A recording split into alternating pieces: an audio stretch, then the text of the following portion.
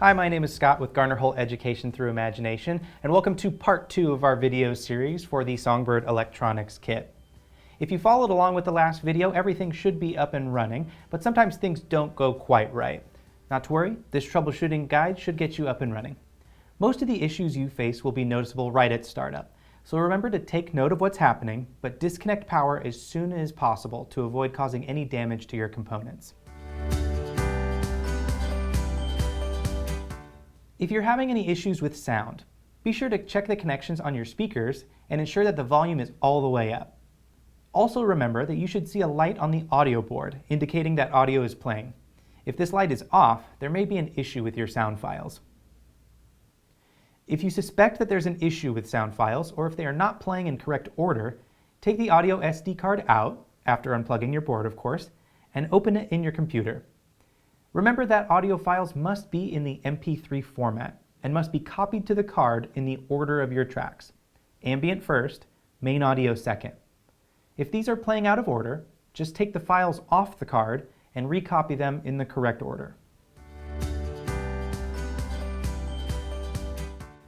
Next, you may experience some servo twitch.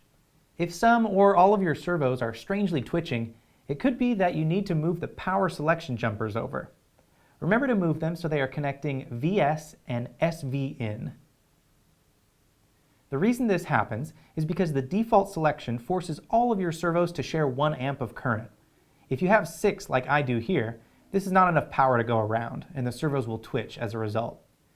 So just switch the jumpers around and the twitching should be resolved. Another common issue you can face is that servos don't respond when you move the sliders. This can mean a few things. Let's check them out one by one. The first thing you should always check when you have a servo issue is the polarity of the connections. This is checked in 2 places, where the servo lead is connected to the extender and where the extender connects to the main board. If servos aren't behaving as expected, check the connections at both of these points for each servo, making sure that it is the correct orientation and that the plugs are all the way in. If everything has started up properly and you see a solid green light over the RST button on your board, but you can't move any servos, the next place to check is the audio board. We should see a solid light on it. If we don't, it could be that we forgot to add an audio file to our microSD. Remember, we have the audio board enabled by default, so when the board is starting up, it looks for audio on that microSD card. And if it doesn't see any, it gets confused and stuck in its startup sequence. Try disconnecting power and adding some audio onto that microSD and try again. Hopefully that gets everything working. The next possible cause for this problem could be a controller connection problem. This is characterized by our figure failing to relax after that initial servo position on power up. If after about 5 seconds your figure and servos are still seized up and unresponsive, disconnect power immediately. Double check the connection on the Ethernet cable on both sides. Sometimes it can appear to be plugged in all the way, but it's actually slightly loose. Press these connectors in firmly and then try to start up again. If your figure makes it to the relax stage, your issue is fixed. The last main cause of this issue is a problem with your configuration SD card. This is characterized by flashing lights on your board. This can mean that the config file is corrupted, you forgot to plug the card in, or in rare cases, the microSD card may be itself corrupted. First, check that the card is present and seated properly by gently pulling it out and putting it back in all the way.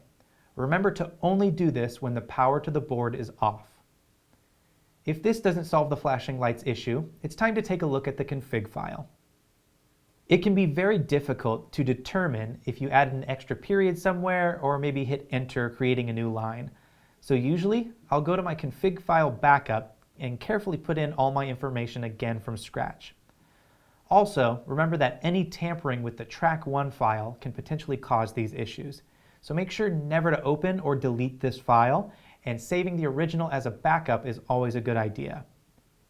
Lastly, if neither of these solutions helped, save backups for the files on this card and format the microSD. This will wipe it clean, so make sure you've saved everything to your computer. Then copy the files back onto the card and try again. If this still doesn't get your figure into live mode, it is possible that the SD card itself is corrupted, in which case it may need to be replaced. It is incredibly rare, however, that a card is corrupted all on its own, and is most often caused by improperly ejecting the device from the computer. You can prevent this by being careful when handling the card, properly ejecting it, and taking it out as few times as possible. But what if your servos are moving less than you expect them to? Or what if they're getting really hot? Here are some things to check if you feel this might be the case. Your cable management might be too tight. Some servos, like the head knot on this bird, need to be able to move a bit. So tying down its wires too tight may force it to get stuck and others to overheat. Another thing to check is that none of your linkages are getting caught on your figure finishing elements, like fur or feathers. The challenge of animatronics is to make everything look nice without interfering with the mechanical components. All of these things, as well as improperly set parameters, can cause servos to get too hot and eventually burn out. Let's talk about what that means and how to spot it. Servo burnout is one of the worst things that can happen to your figure or project. It means that the servo has experienced too much stress and is now forever broken and will need to be replaced. So how does servo burnout happen? A servo is made up of a small motor, some gears, and a feedback device called a potentiometer. The potentiometer is how the servo knows what degree it is currently at. So say our board is commanding a servo to 90 degrees. The servo will try its hardest to get to 90 degrees as fast as possible and maintain that position. If something is getting in the way or putting pressure on that servo, it will sense that it's no longer at that 90 degrees and try as hard as it can to get back. If this struggle continues, the servo will begin to heat up as the motor is putting more and more power in the direction it needs to go. Eventually, this heat will begin to destroy the delicate components inside the servo, or even the motor itself. So how much stress is too much? Well, you'll notice in your kit there are different types of servos. That's because each one is rated for a different amount of power or torque. As long as it works within these limits, it'll be just fine. But you might be asking, how can you tell when a servo is struggling or working too hard? The two main clues are sound and heat. When servos have power, they naturally make a small humming and even chattering sound. But when they are under stress, the sound will be much louder and start to sound more like grinding as the gears inside the servo begin to feel the stress.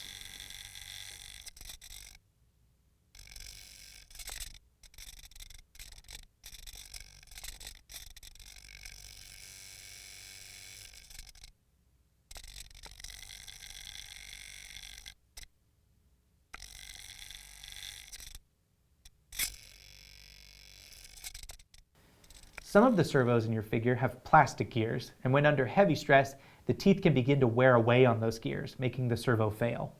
You'll also begin to feel some slight heat coming off of a servo that is under heavy load.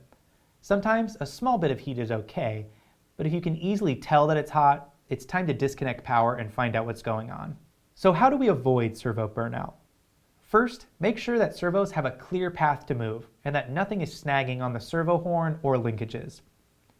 Also make sure nothing is impeding the movement of the function itself, like fur being attached too tight. Next, we need to make sure that our servo parameters are correct, making sure that the servo isn't under stress at the endpoints we've previously set. And finally, I know I've said it several times, but if we suspect one of our servos is having trouble, we need to disconnect power to the board immediately. There's nothing worse than finding out that one of your servos has burnt out while you were working on something else and left it on. So it's also good practice to unplug your figure when not in use, because again, there is no coming back from a burnt out servo. It must be discarded and replaced. Also remember the rule that when working with servos, never attempt to move them by hand when they are powered on. And lastly, how do we determine that a servo is burnt out? You'll want to be able to tell the difference between a servo not moving because of your configuration and a servo not moving because it's burnt out. The quickest and easiest way to tell is by hooking it up to the servo tester we used earlier. If it doesn't move at all when correctly connected to this device, it is likely burnt out. If you don't have a tester handy, you can always briefly plug your servo into another channel that you know is functioning properly. This way you can determine if it is truly burnt out or if the board is at fault with one of the reasons mentioned earlier. This video should have covered most of the problems you might be facing, but if there's anything that still has you stumped, feel free to send us an email at info@garnerholteducation.com.